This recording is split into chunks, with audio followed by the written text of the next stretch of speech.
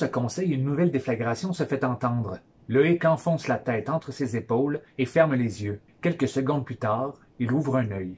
Un immense boulet noir roule jusqu'à ses pieds. « C'est une bombe! Cours, garçon! » C'est une bombe ou un boulet?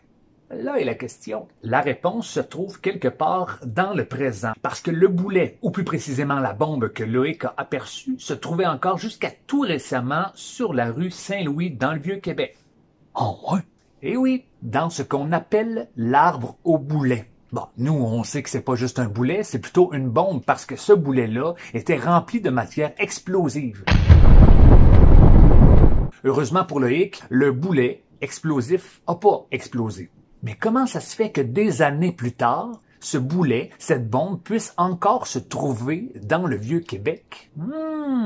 Eh bien, cette bombe-là avait été bel et bien larguée sur Québec depuis Lévis par les Anglais, mais n'a pas explosé. Par la suite, on a pris cette grosse boule de métal-là et on s'en est servi comme chasse-roue. Un peu comme celui-là. Ça permettait d'éloigner les charrettes des maisons qu'il y avait dans le secteur. La question qui brûle les lèvres, c'est est-ce que le boulet est arrivé là avant l'arbre ou bien l'arbre est arrivé avant le boulet? La réponse est sur cette vieille photo. Il y a un boulet, mais il n'y a pas d'arbre.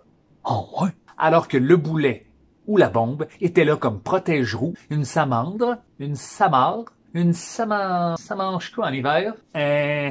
Une graine d'arbre est arrivée là et a poussé au fil du temps.